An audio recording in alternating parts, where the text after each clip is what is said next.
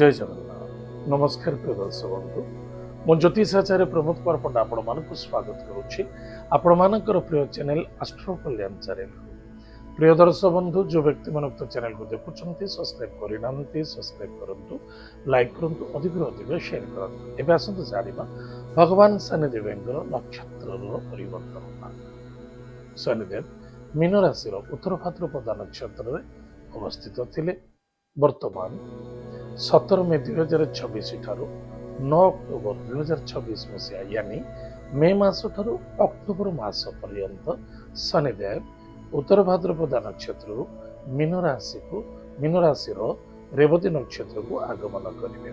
रेवती नक्षत्र स्वामी होचंती बुध, देवता होचंती विष्णु। ताहले प्रिय दर्शक बंधु बुधंकर मित्र होचंती के शनिदेव। आज आम जाना जो व्यक्ति जन्म जातक राशि हूँ धनु राशि अन्यथा लग्न हूँ धनु लग्न। जदि आपण पाखे जातक नाही नाम राशि हूँ धनु राशि निश्चित रूप से विषय देखा अत्यंत आवश्यकता अच्छे। ताहले प्रिय दर्शक बंधु आज आम चर्चा करवा धनु राशि चतुर्थ भाव हूँ मीन राशि। धनु राशि ग्रहराज होती स्वयं देवगुरु बृहस्पति एवं मीन राशि ग्रहराज होती स्वयं बृहस्पति। देवगुरु बृहस्पति शिष्य होती शनिदेव। आ रेवती नक्षत्र स्वामी होती बुध एवं बुधंकर इष्ट देव जे कि देवता होती विष्णु बापुषा। धनुराशि व्यक्ति मानक विशेषकर स्वास्थ्य प्रति जगी रखी चलते। स्वास्थ्य ही संपद अटे।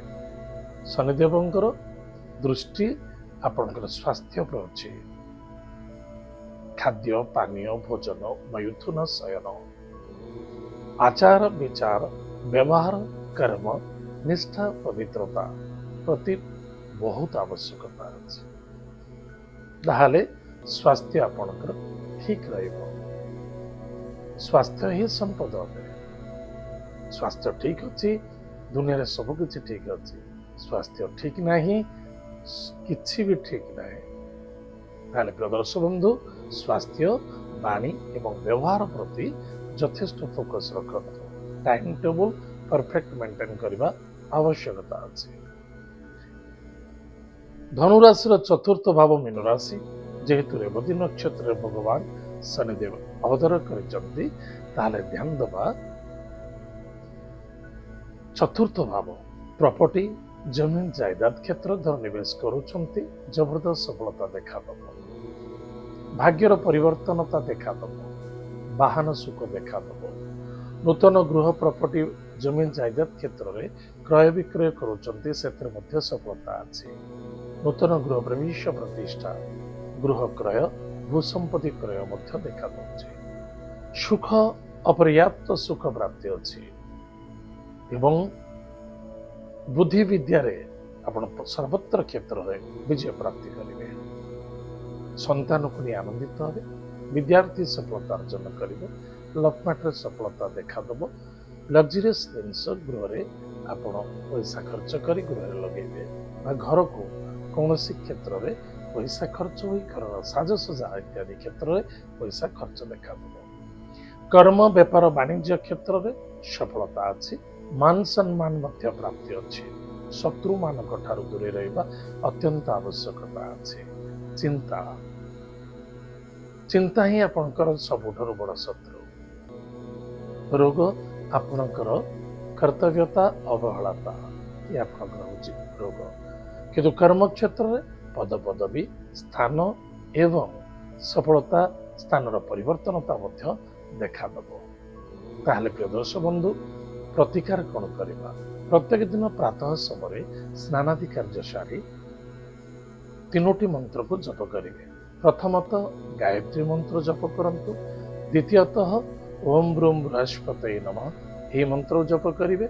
ओम बुधाय नमः ओम शम शनेश्वराय नमः एतिक मंत्र को जप करंतु। गायत्री मंत्र जप कर सारा पर ओम बूम बुधाय नमः ओम ब्रूम बृहस्पतये नमः ओम शम शनेश्वराय नमः आपण महादशा किसी भी चले किसी आवश्यकता ना।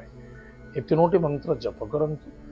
बुधवार गुरुवार शनिवार शुक्रवार बिल्कुल शुद्ध शाकाहारी भोजन करंतु ता निश्चित रूप से आपंकर मंगल और सफलता देखा सोमवार शनिवार दिन शिव मंदिर रे आपण दुग्ध दान करंतु